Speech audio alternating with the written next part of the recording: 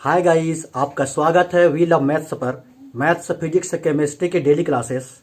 और आज से हम शुरू करने जा रहे हैं जीके सीरीज। और जीके सीरीज का पहला टॉपिक हम ले रहे हैं आवर्त सारणी, यानी कि पीरियोडिक टेबल।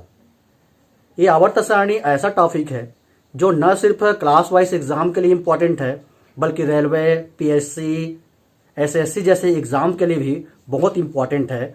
और इससे हर कंपटीशन एग्जाम में क्वेश्चन जो है पूछे जाते हैं।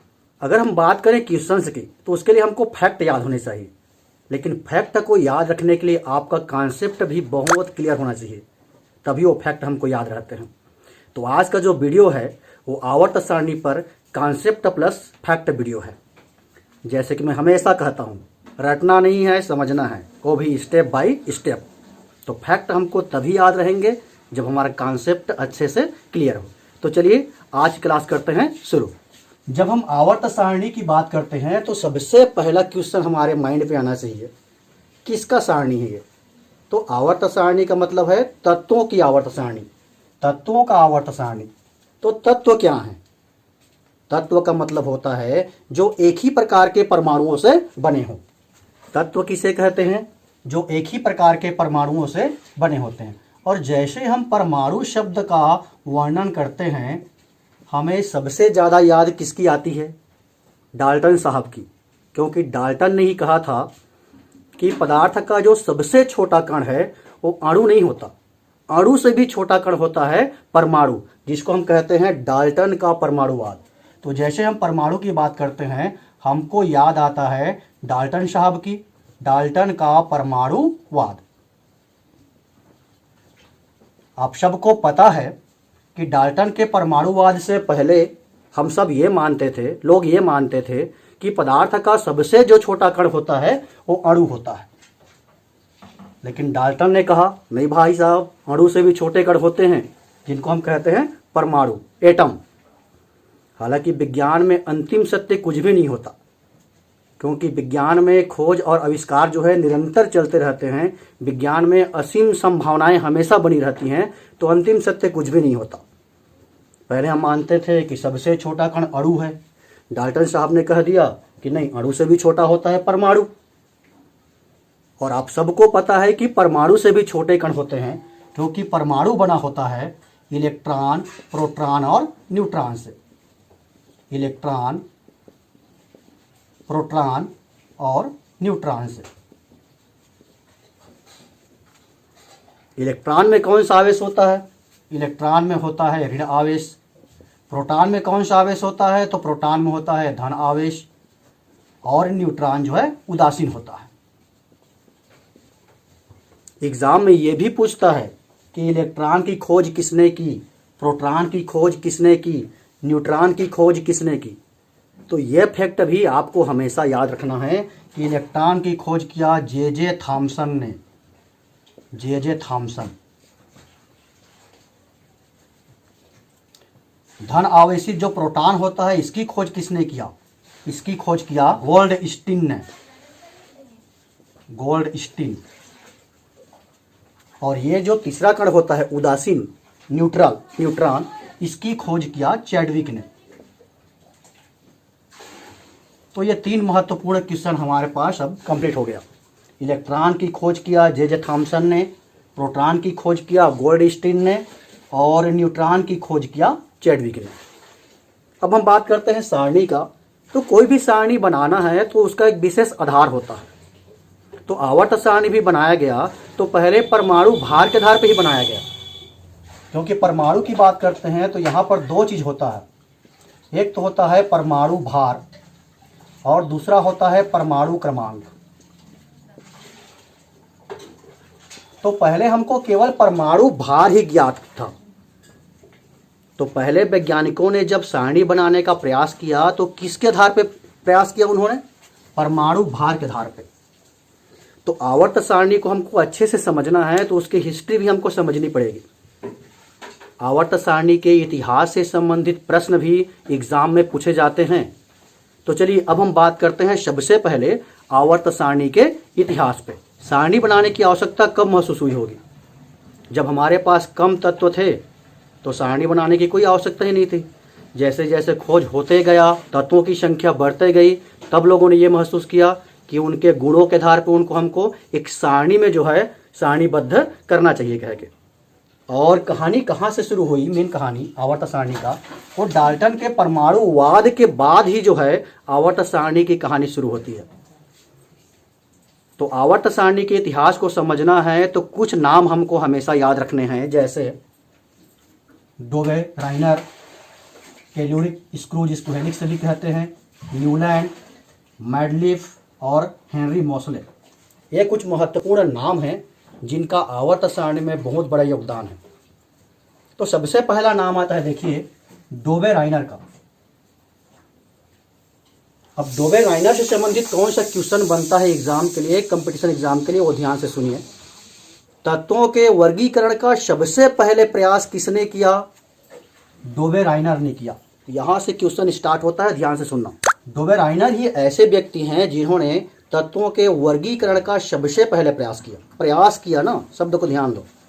तत्वों के वर्गीकरण करने का सबसे पहले प्रयास किसने किया? डोवे राइनर ने तत्वों के वर्गीकरण करने का प्रयास सबसे पहले किया। तत्वों का वर्गीकरण सबसे पहले किसने किया कहेंगे तो सीधा सीधा आ जाएंगे हम मैडलिफ पे। शब्द को ध्यान दो, क्योंकि कंपटीशन एग्जाम में शब्दों का खेल भी चलता है। तत्वों का वर्गीकरण सबसे पहले किसने किया कहेंगे तो मैडलिफ ने किया, लेकिन तत्वों के वर्गीकरण करने का प्रयास सबसे पहले किसने किया? डोवे राइनर ने किया। और इन्होंने तत्वों के वर्गीकरण के लिए एक सिद्धांत प्रतिपादित किया जिसको हम कहते हैं त्रिक सिद्धांत या त्रिक नियम। डोवे राइनर संबंधी दो महत्वपूर्ण क्वेश्चन यहाँ पर मैं आपके सामने में लिख दिया हूँ कि तत्वों के वर्गीकरण करने का प्रयास सबसे पहले किसने किया? डोवे राइनर ने। तत्वों के वर्गीकरण करने के लिए त्रिक सिद्धांत किसने प्रतिपादित किया? डोवे राइनर ने। अब ये त्रिक सिद्धांत होता क्या है ये समझो। उस समय वैसे भी ज़्यादा तत्व ज्ञात नहीं थे, तो जितने तत्व ज्ञात थे उनमें से तीन तीन तत्वों का, त्रिक मतलब तीन, डोवे राइनर ने क्या किया? तीन तीन तत्वों का समूह बनाया और उन्होंने ये पाया कि पहले तत्व और तीसरे तत्व के परमाणु भार का जो औसत होता है वो बीच वाले तत्व के परमाणु भार के बराबर होता है। एग्जाम्पल की सहायता से समझते हैं इसको। डोवे राइनर ने इस टाइप के त्रिक बनाए। त्रिक मतलब तीन तत्वों का समूह, जैसे लिथियम है, बेरिलियम है और बोरान है, जिनके परमाणु भार लगभग, ये तो पॉइंट्स में होते हैं, तो 7, 9 और 11 है। अब देखो, ये पहले तत्व और तीसरे तत्व का औसत निकालेंगे, 7 और 11 का औसत निकालोगे, औसत मतलब पदों का योग बटे पदों की संख्या, तो 7 + 11 करोगे तो 18/2 यानी कि आ गया कितना? 9। तो उन्होंने तीन ऐसे त्रिक बनाए। कितने त्रिक बनाए ये भी एग्जाम में पूछ सकता है। 3 त्रिक बनाए थे उन्होंने, 3 त्रिक, जिनमें पहले तत्व और तीसरे तत्व के परमाणु भार का जो औसत है वो बीच वाले तत्व यानी कि दूसरे तत्व के परमाणु भार के बराबर होता है। जैसे हम 7 और 11 का औसत निकाले तो आ गया 9। अब ये जो त्रिक सिद्धांत है इसकी समस्या क्या थी या इसके असफलता का कारण क्या था? ये क्यों असफल हो गया? क्योंकि पहली बात तो यह कि डोवे राइनर ने जो त्रिक सिद्धांत प्रतिपादित किया उसके अनुसार ज्ञात तत्वों में से केवल वो 3 त्रिक ही बना सके। मतलब उसके सिद्धांत को कितने तत्वों ने फॉलो किया? 9 तत्वों ने। वो केवल 3 ही त्रिक बना सके, सभी तत्वों के लिए अपने इस सिद्धांत को लागू नहीं कर पाए। तो ये रहा डोवे राइनर संबंधी कुछ इंपॉर्टेंट जानकारियां। अब हम बात करते हैं दूसरे महानुभाव के ऊपर, टेल्यूरिक स्क्रू, हेलिक्स भी कहते हैं। इन्होंने डोवे राइनर की तुलना में ज़्यादा वास्तविक वर्गीकरण करने का प्रयास किया। इनका जो वर्गीकरण था वो ज़्यादा वास्तविक था, ज़्यादा वास्तविक। लेकिन इनके सिद्धांत पर, इनके ट्रिक पर किसी ने ध्यान नहीं दिया, इनको ज़्यादा महत्व नहीं दिया गया। तो एग्ज़ाम के दृष्टि से ये जो है उतना ही इम्पोर्टेंट नहीं है टेल्यूरिक स्क्रू। हालांकि उन्होंने प्रयास किया था, तत्वों के वास्तविक वर्गीकरण का प्रयास किसने किया ऐसा पूछ सकता है। अब बात आती है न्यूलैंड की। आवर्त सारणी के इतिहास में न्यूलैंड का बहुत बड़ा योगदान है और इन्होंने तत्वों के वर्गीकरण करने के लिए एक नियम प्रतिपादित किया जिसको हम कहते हैं अष्टक नियम। तो ये प्रश्न बन जाता है कि तत्वों के वर्गीकरण का अष्टक नियम किसने प्रतिपादित किया। ध्यान दीजिए, त्रिक नियम किसने प्रतिपादित किया था? डोबेराइनर ने। लेकिन अष्टक नियम किसने प्रतिपादित किया था? न्यूलैंड ने। और न्यूलैंड ने जिस समय तत्वों के वर्गीकरण करने का प्रयास किया उस समय कुल ज्ञात तत्वों की संख्या थी 56। न्यूलैंड के समय ज्ञात तत्वों की संख्या ये था 56। तो ये दो बातें, दो फैक्ट आपको याद रखने हैं। अष्टक नियम किसने प्रतिपादित किया? तो न्यूलैंड ने। और न्यूलैंड के समय ज्ञात तत्वों की संख्या कितनी थी? 56 थी। अब थोड़ा सा हम चर्चा कर लेते हैं अष्टक नियम होता क्या है। तो हम सभी को संगीत से प्यार होता है और संगीत के सरगम हमको याद होते हैं, और वो सरगम होता है सा रे गा मा पा धा नी सा बोलते हैं। मतलब सा रे गा मा पा धा नी के बाद फिर से क्या आ रहा है? सा आ रहा है। देखो, पहला, दूसरा, तीसरा, चौथा, पांचवा, छठवां, सातवां। सातवां स्वर के बाद आठवां स्वर जो है फिर से रिपीट हो रहा है। तो इस आधार पे न्यूलैंड ने यह कहा था कि जब हम परमाणु भार के आधार पे तत्वों को रखते जाते हैं, यहाँ भी परमाणु भार ही इंपॉर्टेंट है। डोबेराइनर ने भी परमाणु भार के आधार पे ही वर्गीकृत करने का प्रयास किया था। न्यूलैंड ने भी परमाणु भार के आधार पे ही तत्वों को वर्गीकृत करने का प्रयास किया। और उनका कहना यह था कि जब हम तत्वों को उनके परमाणु भार में क्रम में रखते हैं तो ये जो आठवां तत्व होगा, वो आठवां तत्व का जो गुण होगा वो पहले तत्व के गुण के समान होगा। तो ये कहलाया अष्टक नियम। अब हम बात करते हैं मैंडलिफ पर, क्योंकि मैंडलिफ की आवर्त सारणी हम सब पढ़ते हैं। उसके बाद हम पढ़ते हैं आधुनिक आवर्त सारणी। तो आवर्त सारणी के इतिहास में सबसे बड़ा योगदान किसका है? अगर हम ऐसा कहें तो है मैंडलिफ का। मैंडलिफ ने यह कहा था कि तत्वों के जो भौतिक गुण और रासायनिक गुण होते हैं वो परमाणु भार के आवर्ती फलन होते हैं। मतलब ये जो मैंडलिफ का आवर्त सारणी है ये भी किसके आधार पर बनाया गया था? तो ये बनाया गया था परमाणु भार के बढ़ते क्रम के आधार पे। परमाणु भार के बढ़ते क्रम के आधार पे। और यहां से जो मोस्ट इंपॉर्टेंट क्वेश्चंस बनते हैं उनकी चर्चा अब हम शुरू करते हैं कि सबसे पहले आवर्त सारणी किसने बनाया? डोबेराइनर पढ़े हैं ना, बनाने का प्रयास किया उन्होंने, लेकिन सबसे पहले किसने बनाया कहेंगे तो मैंडलिफ ने। सबसे पहले आवर्त सारणी किसने बनाया? मैंडलिफ ने बनाया। सबसे पहले आवर्त सारणी बनाया। सबसे पहले आवर्त सारणी किसने बनाया? तो उसका जवाब होगा मैंडलिफ ने। फिर से मैं रिवाइज कर दे रहा हूं कि आवर्त सारणी बनाने का प्रयास किसने किया? डोबेराइनर ने किया, लेकिन बनाया किसने? मैंडलिफ ने। इसीलिए मैंडलिफ को आवर्त सारणी का जनक भी कहते हैं। आवर्त सारणी का जनक कहा जाता है। यह भी एक इंपॉर्टेंट क्वेश्चन बनता है, आवर्त सारणी का जनक किसे कहते हैं? तो इसका भी जवाब हो जाएगा मैंडलिफ। मैंडलिफ का आवर्त सारणी किसके आधार पर बनाया गया है? तो परमाणु भार के बढ़ते क्रम के आधार पर बनाया गया है। अब जो महत्वपूर्ण बात है वो ये है कि मैंडलिफ के समय ज्ञात तत्वों की संख्या कितनी थी?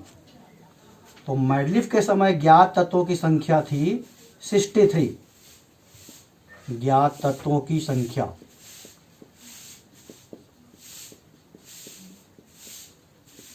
मैंडलिफ के समय ज्ञात तत्वों की संख्या थी 63।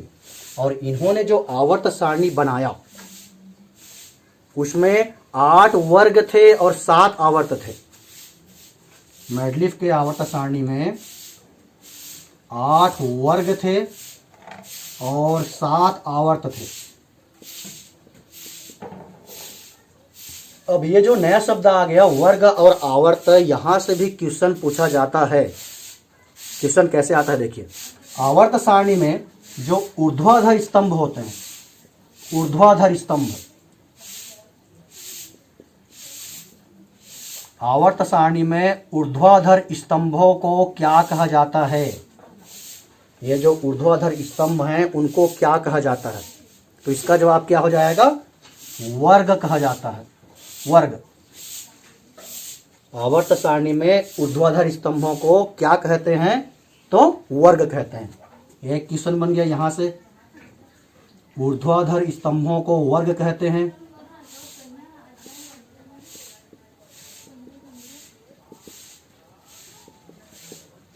अब आवर्त क्या चीज है? तो ये जो क्षैतिज स्तंभ होता है, क्षैतिज, इस प्रकार से, ये क्षैतिज, इनको हम कहते हैं आवर्त।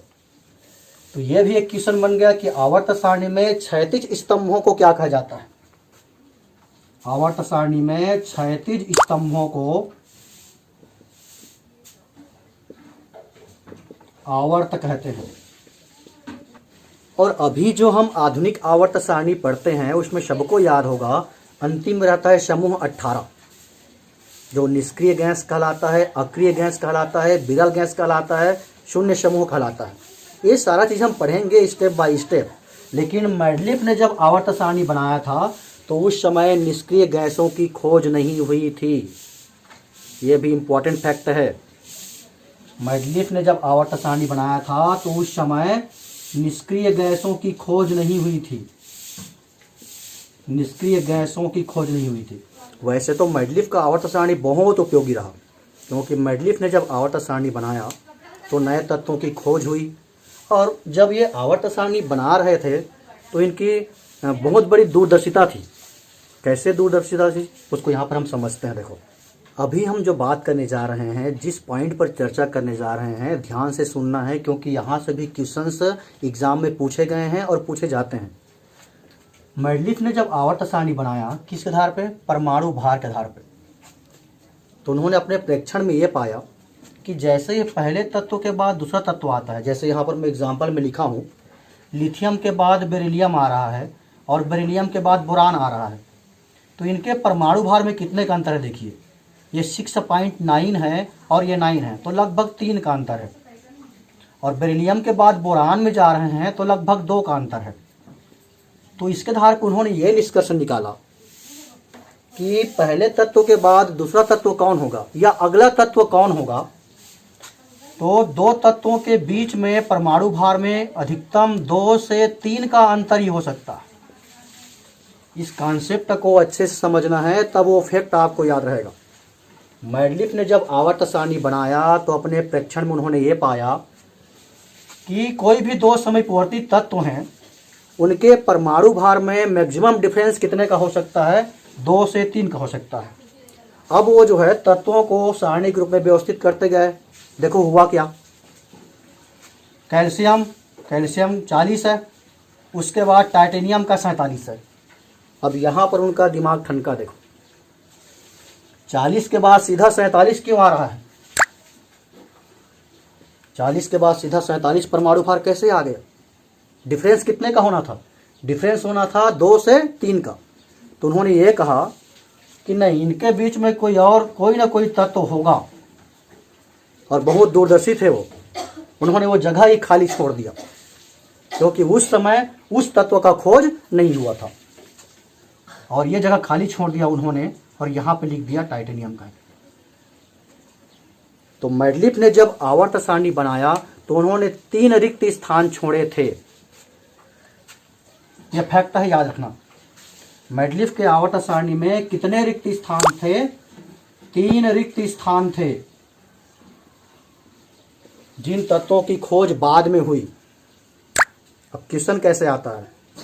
मैडलिफ के आवर्त सारणी में छोड़े गए स्थान में से किन तत्वों की खोज हुई है, या निम्न में से कौन सा तत्व है जिसके लिए मैडलिफ के आवर्त सारणी में रिक्त स्थान छोड़ा गया था? और मैडलिफ ने जो 3 रिक्त स्थान छोड़े थे उनका उन्होंने नाम दिया था एका बोरान, एका सिलिकॉन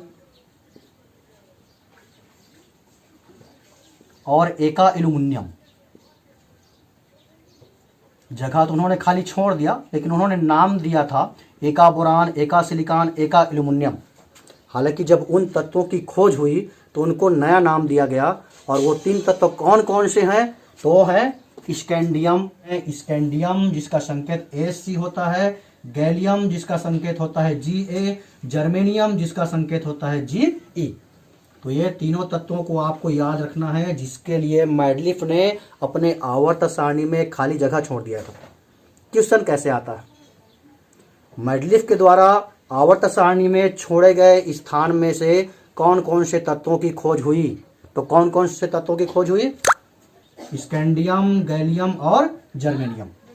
वैसे कहा जाए तो मैडलिफ का आवर्त सारणी बहुत उपयोगी रहा, फिर भी मैडलिफ के आवर्त सारणी में बहुत सारी कमियां थीं, जैसे हाइड्रोजन के लिए जगह ही निश्चित नहीं था, उसको समूह 1 में भी रखा गया था और हैलोजन समूह में भी रखा गया था।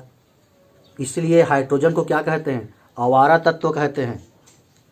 यह भी एक फैक्ट है, याद रखिएगा। आवारा तत्व किसे कहते हैं? तो आवारा तत्व कहते हैं हाइड्रोजन को। मैडलिफ की आवर्त सारणी में उसके लिए कोई निश्चित जगह नहीं था, समूह 1 में भी रख दिए थे और समूह 7 में भी रख दिए थे, मतलब क्षार भी मार रहे थे और हैलोजन भी मार रहे थे, इसीलिए हाइड्रोजन को कहा जाता है आवारा तत्व। अब हम बात करते हैं सबसे इम्पोर्टेंट व्यक्ति की, हेनरी मोसले, जिन्होंने प्रतिपादित किया आधुनिक आवर्त सारणी। अगर ये वीडियो आपको अच्छा लग रहा है तो प्लीज़ लाइक और शेयर जरूर कीजिएगा। साथ ही साथ अगर अभी तक आपने चैनल को सब्सक्राइब नहीं किया है तो प्लीज़ चैनल को सब्सक्राइब भी कीजिएगा। चलिए बात करते हैं आधुनिक आवर्त सारणी का। तो आधुनिक आवर्त सारणी किसने बनाया या इसके निर्माता कौन है? तो इसका जवाब हो जाएगा Henry Moseley. Most important question. आधुनिक आवर्त सारणी किसने बनाया? तो हेनरी मोसले ने बनाया। हेनरी मोसले का कहना यह था, या आधुनिक आवर्त सारणी का बेस क्या है?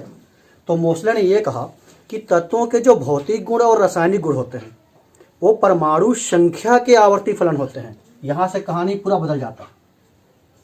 तत्वों के भौतिक और रासायनिक गुण,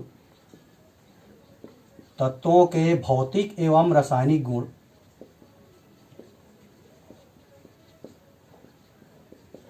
परमाणु क्रमांक या परमाणु संख्या के आवर्ती फलन होते हैं। अभी तक हम किसकी बात कर रहे थे? परमाणु भार का। मतलब यहां से एक बात क्लियर हो जाता है कि आधुनिक आवर्त सारणी किसके बेस पे बनाया गया है? तो परमाणु संख्या या परमाणु क्रमांक के बढ़ते क्रम के आधार पे बनाया गया है। और इससे पहले हम जितना भी आवर्त सारणी पढ़े हैं, जितने भी वैज्ञानिक पढ़े हैं, उन्होंने तत्वों को वर्गीकरण करने का प्रयास किया या फिर आवर्त सारणी बनाया किसके बेस पे? परमाणु भार के बेस पे। मतलब अभी तक पूरा स्टोरी किस पे डिपेंड था? परमाणु भार पे डिपेंड था। लेकिन मोसले ने कहानी में एकदम ट्विस्ट ला दिया। इन्होंने जो आधुनिक आवर्त सारणी बनाया वो किसके बेस पर है? परमाणु संख्या या क्रमांक के बढ़ते क्रम पर। अब हम बात करते हैं कि वर्तमान में ज्ञात तत्वों की संख्या कितनी है। वर्तमान में ज्ञात तत्वों की संख्या, तो ज्ञात तत्वों की संख्या है 118। यह भी एग्जाम में कई बार पूछा गया है, रिपीटेड क्वेश्चन है। मतलब अभी तक कुल ज्ञात तत्वों की संख्या कितना है? 118 है। अब इसको हम वर्गीकृत करते हैं कि कितने प्राकृतिक थे, कितने संश्लेषित थे, कितने धातु हैं, कितने अधातु हैं, कितने उपधातु हैं, कितना ठोस है, कितना द्रव है और कितना गैस है। तो कुल तत्व कितने हो गए? देखो, कुल ज्ञात तत्व है 118। अगर इसमें से हम प्राकृतिक कहें और संश्लेषित कहें, प्राकृतिक मतलब जो प्रकृति से प्राप्त हुआ है, और संश्लेषित मतलब जिसको मानव के द्वारा बनाया गया है। तो कितने तत्व प्राकृतिक हैं और कितने तत्व संश्लेषित हैं? तो प्राकृतिक तत्वों की संख्या है 92। अगर एक फैक्ट आपको याद है कि कुल तत्व 118 में प्राकृतिक तत्व जो है 92 है, तो संश्लेषित ऐसे ही निकाल सकते हो। 118 में -92 कर दो तो संश्लेषित तत्वों की संख्या कितनी हो जाएगी? 26 हो जाएगा। अब हम बात करते हैं कि कितने धातु हैं, कितने उपधातु हैं और कितने अधातु हैं। तो धातु की संख्या है 93। धातु है 93। ध्यान दो, प्राकृतिक 92 है और आधुनिक आवर्त सारणी में कुल धातुओं की संख्या है 93। और उपधातु की बात करें, उपधातु का, तो उपधातु है 7। अब धातु 93 है और उपधातु 7 है, यानी कि अधातु कितने हो गए? तो अधातु हो जाएंगे 18।